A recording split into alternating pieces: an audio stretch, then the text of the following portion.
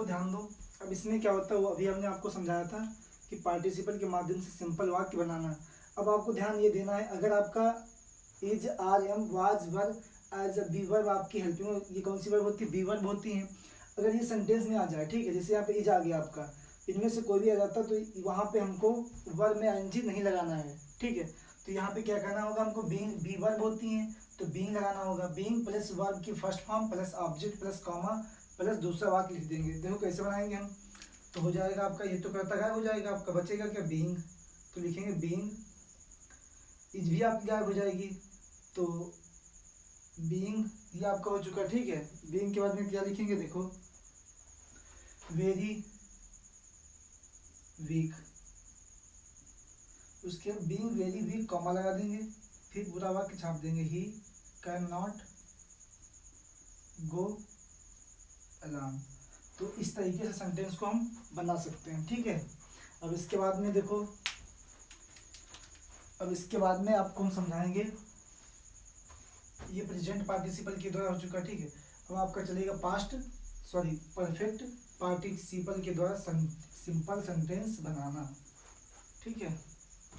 तो लिखेंगे यहाँ पर परफेक्ट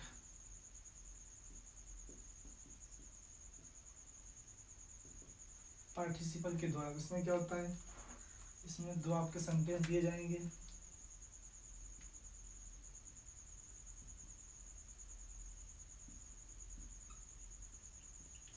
इसमें भी आपको एक दो सेंटेंस आपको दिए जाएंगे और दोनों सेंटेंस की कंडीशन होगी। इसमें क्या होगा, जो आपका फर्स्ट सेंटेंस का जो सब्जेक्ट होगा वही सेम आपका सेकंड सेंटेंस का भी सब्जेक्ट होता है, यानी कि subject is equal to subject, दोनों सेंटेंस का कर्ता एक समान होगा, एक जैसा होगा या एक ही होगा।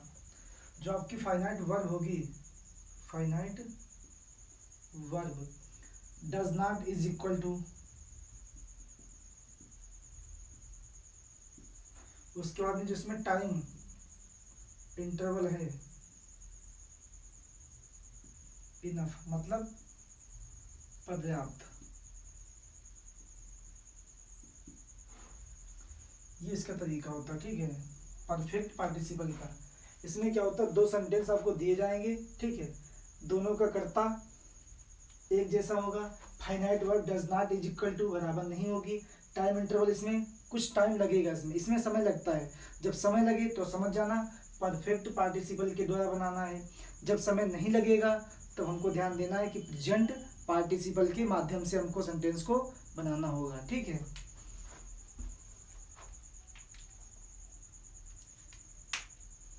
इसके बाद में स्ट्रक्चर क्या हो जाएगा आपका,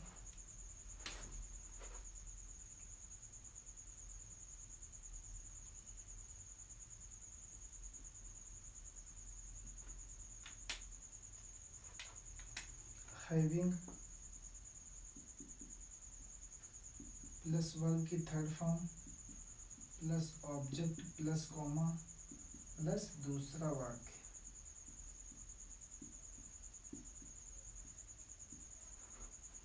ठीक है।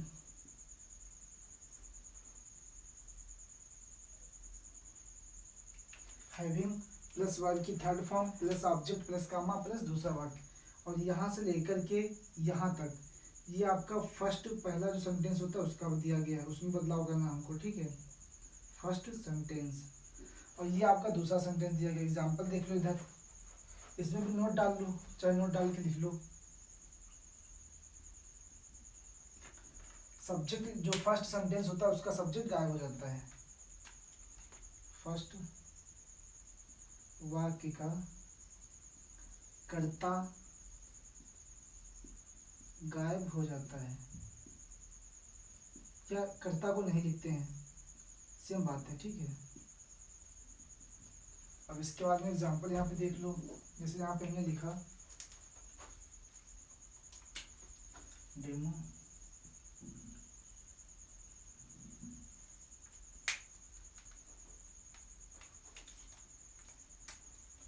मोहन क्लीन, हमने लिखा मोहन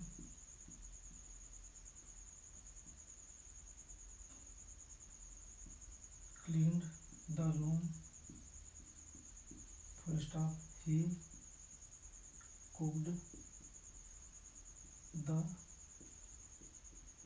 फूड, ये दिया गया सेंटेंस। तो कैसे बनाएंगे, देखो यहाँ पे दिया गया Mohan cleaned the room, he cooked the food. अब इसको एक बार समझते हैं। पहली बात, जो आपका परफेक्ट पार्टिसिपल होता है, इसमें दो सेंटेंस दिए जाएंगे, आपके दोनों सेंटेंस दिए हैं। दोनों सेंटेंस का जो सब्जेक्ट होगा, देखो यहाँ पे ये जो आपका सेंटेंस दिया गया, ये कौन सा है, ये आपका मान लीजिए फर्स्ट सेंटेंस, ये कौन सा आपका है, फर्स्ट सेंटेंस आपका, ठीक है। और ये क्या आपका है, सेकेंड सेंटेंस है, सेकेंड सेंटेंस आपका, ठीक है।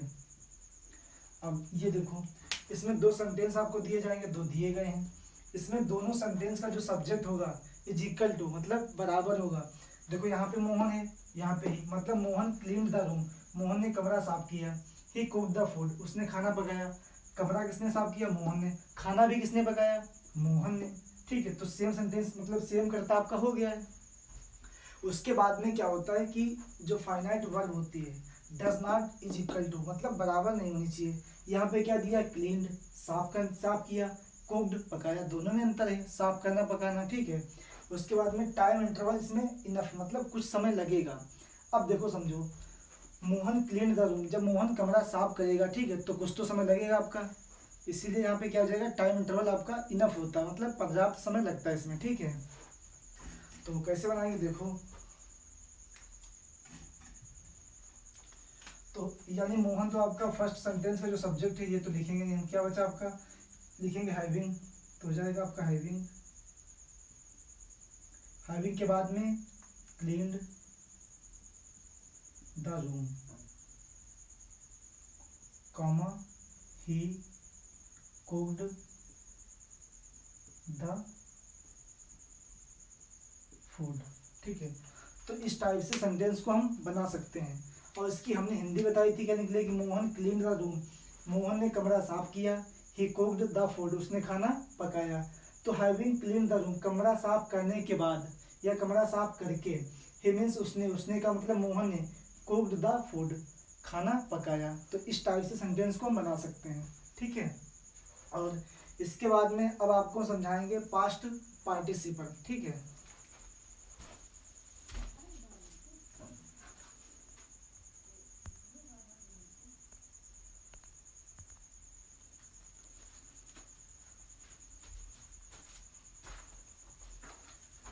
अब देखो समझो, अब आपको बताएंगे थर्ड पार्ट इसका है कि पास्ट पार्टिसिपल के द्वारा एक सिंपल सेंटेंस कैसे बनाते हैं। दो सेंटेंस आपको दिए जाएंगे, ठीक है। इसमें क्या होगा, इसमें भी आपको दो सेंटेंस दिए जाएंगे, और इसमें ध्यान ये देना है कि जो फर्स्ट सेंटेंस होगा, इसका ऑब्जेक्ट दूसरे सेंटेंस का सब्जेक्ट बन जाता है। फिर समझो इस बात को, जो फर्स्ट सेंटेंस होता है, इसका ऑब्जेक्ट, फर्स्ट सेंटेंस का ऑब्जेक्ट का मतलब होता है कर्म।